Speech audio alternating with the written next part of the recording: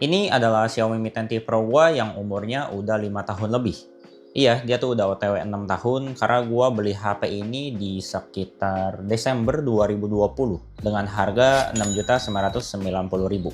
Dan sampai hari ini di Februari 2026 HP-nya tuh masih berfungsi dengan baik. Walaupun secara fisik sih fisiknya ancur-ancuran kayak gini karena gue pakai HP ini emang cukup sembarangan, terutama setelah 2 tahun pemakaian. Terakhir kali gue pakai HP ini sebagai daily driver kalau nggak salah sih di pertengahan 2024 ya. Setelah itu gue kasih HP ini ke adik gue yang cewek. Dan waktu dia pakai pun dia pakainya juga sembarangan tuh, ngecas ditinggal tidur, ngecas sambil main Roblox. Untungnya masih aman-aman aja, HP-nya nggak mati total. Karena dari yang gue baca-baca tuh di grup Facebook, banyak banget user Mi 10T series yang ngalamin mati total ya. Kebetulan adik gue udah punya HP baru, jadi Mi 10T Pro ini bisa gue pakai nih buat dikontenin. Dan pas banget, kemarin ada yang komen kayak gini buat minta ngebahas Mi 10T Pro. Makanya sekarang gue pengen coba bahas deh, mumpung HP-nya masih nyala. Sebelumnya gue mau info dikit deh, kenapa gue pilih si Mi 10T Pro di waktu itu. Menurut gue ini pilihan yang paling worth it di harga 7 juta kembali 1000. Kayak setiap rupiah yang gue keluarin worth it gitu buat HP ini. Chipset yang dipakai gacor di tahunnya, material yang dipakai juga udah kelas premium yang backdoor-nya dari kaca, terus frame-nya dari metal, layarnya masih IPS, tapi tuh refresh rate-nya udah 144 Hz. Punya kamera yang cakep plus udah ada OIS, dan kapasitas baterainya cukup gede di 5000 mAh. Buat gua kombinasi kayak gini udah mantep banget sih, apalagi sebelumnya gua pakai Mi 5S Plus nih, jauh banget lah lompatannya.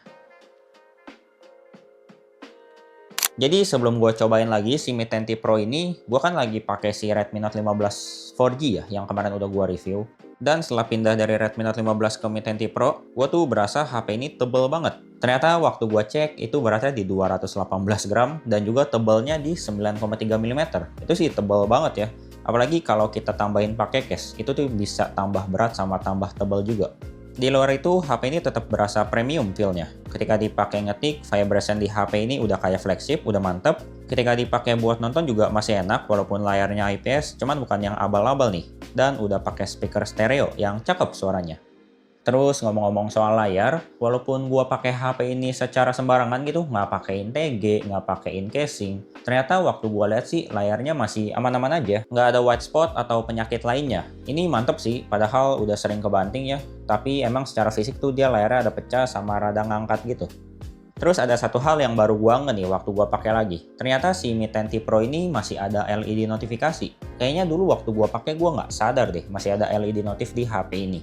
Sama info tambahan aja, di HP ini udah ada NFC, udah ada IR Blaster juga buat jadi remote-remotan, dan juga udah dual SIM. Nggak kayak si Xiaomi Mi 10 yang single SIM, itu agak aneh sih. Tapi pastinya buat fitur flagship beneran, kayak IP rating, wireless charging, atau USB 3.0 di HP ini belum ada.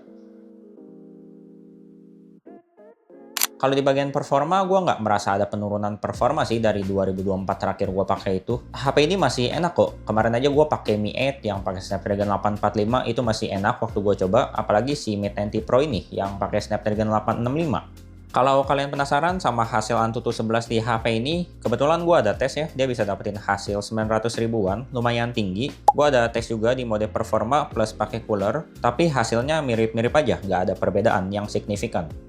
Buat harian pastinya udah aman banget, buka tutup aplikasi itu masih sangat gesit. Kemarin waktu gua proses install aplikasi itu juga proses installnya cepet ya, karena dia udah pakai tipe storage UFS 3.1. Jadi kayak buat loading game, install aplikasi, itu tuh prosesnya berasa cepet-cepet aja. Scrolling juga udah smooth, layarnya udah 144 Hz. Terus buat main game juga masih mantep. MLBB tuh tembus 120 FPS dengan lancar, PUBG juga nggak ada masalah, bahkan bisa jalan di 90 FPS. Paling catatan waktu gua main game di HP ini ya apalagi itu ada di masalah suhunya ya. Karena HP ini juga belum pernah gua ganti lagi pastanya semenjak awal beli. Tapi untungnya waktu gua pakein cooler 100 ribuan itu udah nolong kok buat bikin HP ini jadi lebih adem dan lebih stabil performanya. Sama satu lagi itu paling ada di bagian baterai ya. Kalau gua pakai buat main game dan suhunya naik, itu otomatis drop baterainya tuh cepet banget. Ini lagi-lagi juga karena usianya. Sebenarnya gue udah sempat ganti baterai HP ini sih di 2024 pakai merek Rakit Panda, dan setelah 1 tahun lebih baterainya udah drop nih. Waktu gue cek pakai aplikasi Ecu Baterai itu dia baterai health-nya di 62% aja.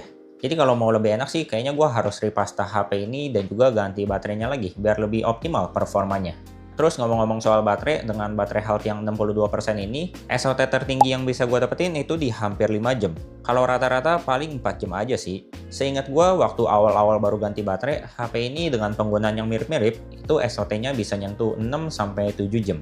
Dan buat ngecasnya sendiri, kalau pakai charger Xiaomi yang 33 watt, masih tergolong cepat lah buat sekarang ya, karena dia ngecas dari 10% ke 100% itu nggak nyampe 1 jam. Cuma sayangnya dengan semua keganasan specs yang dikasih, HP ini cuman kebagian 2 kali Android update aja. Dia tuh start dari Android 10 dan sekarang cuman mentok di Android 12 aja dengan MIUI 14. Emang cukup disayangkan sih, padahal HP ini masih sanggup kok jalanin HyperOS. Tapi mau gimana lagi, di zaman itu tuh brand Android belum kayak sekarang yang ngasih jaminan update panjang. Bahkan Redmi Note 15 4G kemarin yang termurah aja sekarang tuh udah kebagian Android update sampai 4 kali.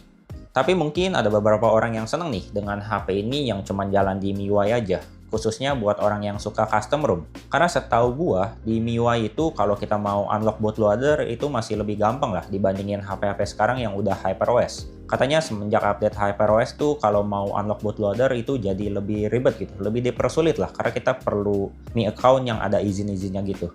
Dulu gue juga sempat custom ROM di HP ini, kayak cobain HyperOS, Pixel Experience, dan lain-lain. Tapi ujung-ujungnya sih gue balik lagi ke ROM bawaan ya MIUI 14 Global. Dan dari dulu gue juga udah pakai MIUI 14 Global sih, bukan ROM MIUI Indonesia. Karena dulu tuh gue excited banget tiap ada update MIUI terbaru. ROM MIUI Indonesia tuh kayak telat gitu kalau ngasih update. Jadi kan gue nggak sabar ya, makanya gue pindahlah ke ROM Global yang lebih cepet biasanya kalau dapat update. Dan karena selama gue pakai ROM global ini enak, jadi gue stay terus sampai sekarang. Buat iklan pun selama gue pakai ROM global di HP ini, gue nggak menemukan iklan sih. Sekarang gue coba buka aplikasi kayak File Manager, Get Apps, aplikasi tema, itu juga nggak disodorin iklan sebelum masuk ke aplikasinya. Gue kurang tahu deh kalau pakai MIUI ROM yang Indonesia itu ada iklannya atau enggak. Kayaknya sih nggak ada iklan ya, nggak ada ngaruh mau pakai global atau apa. Karena kemarin aja waktu gua pakai Mi 8 yang ROM-nya sama-sama global, di Mi 8 itu masih dipunculin iklannya waktu kita buka aplikasi-aplikasi yang tadi gua sebutin. Terakhir ke bagian kameranya nih. Dulu waktu gua pakai HP ini kameranya bagus banget hasilnya, mau foto ataupun video. Tapi gue cukup sering baca tuh, kata orang-orang kamera Android makin lama itu hasil kameranya makin jelek.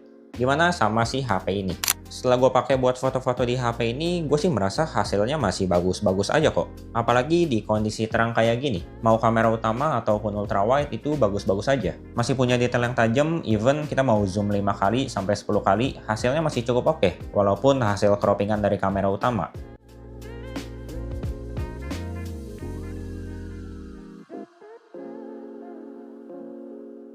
Cuman sorry nih, buat kamera selfie, di unit gue tuh hasilnya buram kayak gini. Karena kaca di layar kamera depan gue ada goresan. Buat di low light pun kamera utamanya masih oke, masih mantep banget walaupun nggak pakai night mode. Dan kalau kamera ultra wide itu gue lebih saranin pakai night mode aja, biar better lah hasilnya.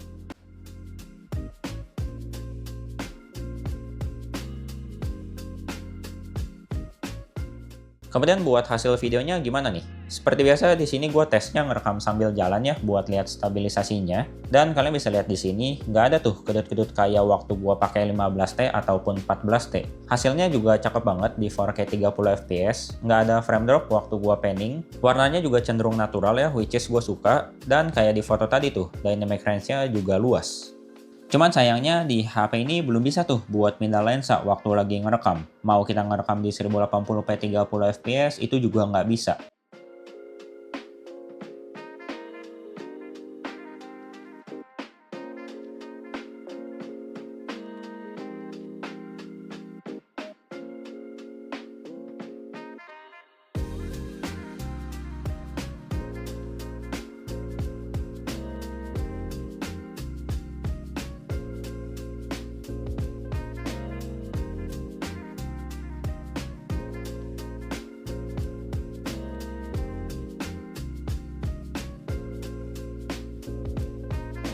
HP ini juga bisa ngerekam sampai 4K 60 fps nih. Hasilnya cuman kurang stabil ya kalau dipakai sambil jalan.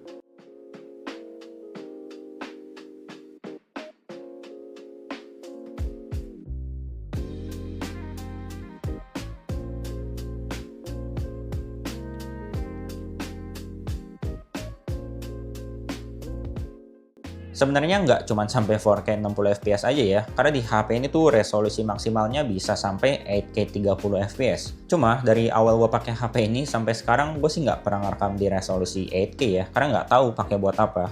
Biasa gue ngerekam di 1080p 30 fps aja itu udah cukup kok buat bikin konten-konten di TikTok gitu. Terus di sini juga bisa ngerekam di mode Pro ya, ini sangat berguna buat gue, karena biasa gue bikin konten pakai mode Pro. Dan juga kita bisa ngerekam di format lock ya. Cuman fitur yang satu ini sih gue nggak pernah pakai karena gue juga skill editingnya itu basic banget.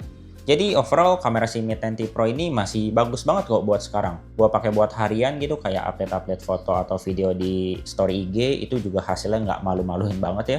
Cuman biasanya gue tuh ngerekam dulu dari aplikasi kamera bawaan, baru abis itu gue upload ke IG story. Karena kalau gue ngerekam langsung dari kamera IG itu hasilnya kurang gitu lah kayak Android pada umumnya.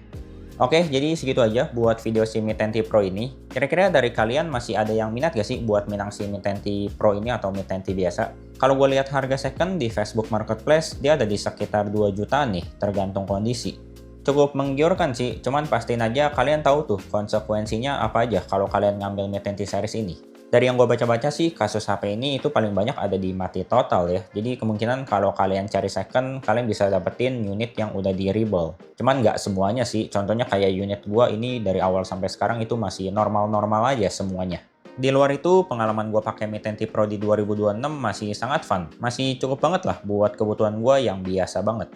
Oke, jadi segitu aja buat video kali ini. Seperti biasa, makasih banyak buat kalian yang mau nonton video ini sampai habis. Kalau kalian suka sama video ini, boleh banget klik tombol like-nya. Dan kalau mau support gue, itu juga bisa dengan cara subscribe aja ke channel ini. Oke, segitu aja. Semoga bermanfaat.